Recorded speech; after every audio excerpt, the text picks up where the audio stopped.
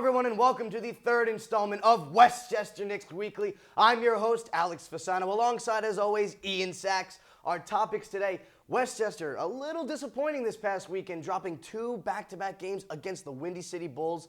Also today, previewing the upcoming matchups for Westchester. They got a couple games against some division rivals. We'll get to that in a little bit. But first, Ian, what is going on with Westchester this past weekend? All-stars in the county center, legends as well. What happened?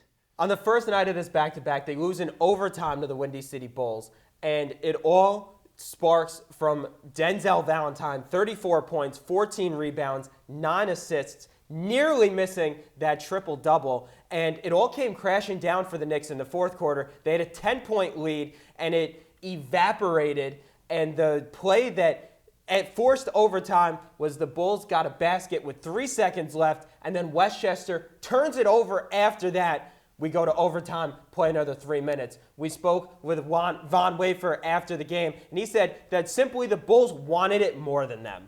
The difference in the game, I think we relaxed. I think we thought we had it, and they were hungry, and they took it from us. Yeah, we relaxed. Game got tied. They had the momentum, plain and simple. It was over. Then we come back the second night. No Denzel Valentine for the Bulls. He doesn't play. And the Knicks lose by even more. They don't score 100 in either of these games. They have to figure out what is going to work for them. They do not have Chase and Randall anymore. They need to move on from that and finally figure out what this team is going to look like the rest of the way. Now, as you mentioned, Von Wafer, always a very key factor for this Westchester team. Actually, in the first game, scoring 20 points. Second game, 21. So Von Wafer, very, very key to this Westchester Knicks offense. But you mentioned losing more on the second night. Let me just say this real quick. First game on Friday night, Knicks had 4 players in double figures. Leading the way, Von Wafer. Saturday night, 6 players in double figures. Leading the way, Von Wafer. So obviously, he needs to be a crucial part of this offense, which he already is, but maybe you think they need to build their team around Von Wafer coming off the bench, maybe put him in that starting role more often than not, possibly even, make him that go-to guy, that shot that Chase Randall was before he went back up to the NBA with the 76ers. Von Wafer has to be your guy in this case because obviously, you said it, they're not reaching 100 points. They're still getting 6 guys in double figures. How do you not reach 100 points at that point? What is going on with Westchester? Von Wafer needs to be their guy. Well, that's the biggest puzzling thing. 6 players in double figures. That's a guaranteed 60 points right there, and they can't get there. Von Wafer over 20 points, so that's a guaranteed 70 points right there. All you need are 30 more points to get to that 100-point plateau. Von Wafer, 4 straight games with at least 20 points. He's definitely the guy who has stepped in the most for Randall, but he can't do it alone. He's not as talented as Randall, and he needs other players like an Inglis to step up. He even said that he and Inglis are a great 1-2 punch. They feed off each other. That's what I need to look for if I'm Westchester. It's just whoever gets hot, we just try to ride off of it. Just positive wave. Anything positive, anything good, it's gonna be contagious. And as you mentioned, Damian Inglis scoring 18 points in both of these matchups. You mentioned him and Wafer can be that quick 1-2 punch. Honestly, they got to just start building their team around these guys. That offense is just not producing, and maybe these two can be those spark plugs, as you often say, for this Westchester team.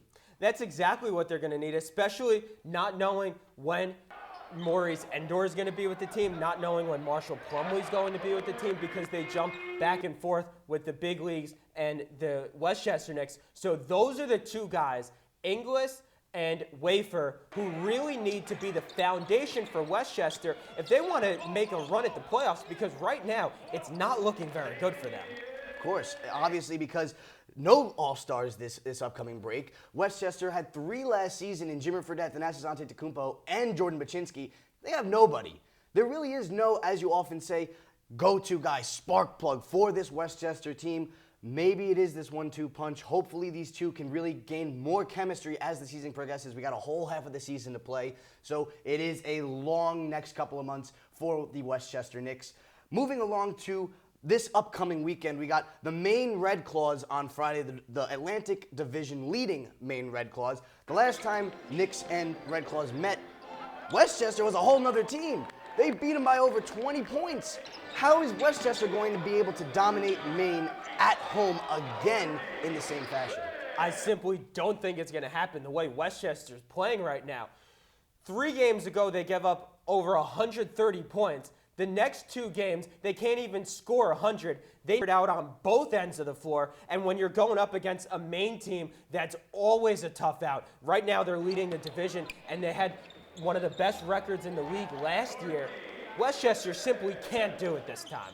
And of course, after the Friday night matchup, we have a Saturday game, another homestand against the Northern Arizona Suns. Now, this team is 13-15 in the Pacific Division. They're dealing with the Los Angeles Defenders, one of the best teams in the West.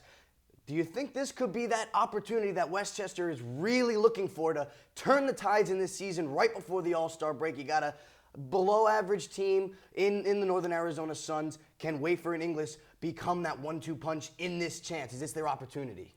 Well, what has me a little nervous for Westchester is that it's the second game of a back-to-back, and seeing how they came out on Saturday against the Bulls, and they were down 9 after the first quarter. They cannot have a slow start. They need to pounce on the Suns very early, and that's going to be the key to picking up the win. And the All-Star break coming up in less than 2 weeks. Hopefully Westchester can turn the tides in this season as the months continue. Well, that's all the time we have tonight for Westchester Knicks Weekly. I'm your host, Alex Fasano. He's Ian Sacks, and we'll see you next time.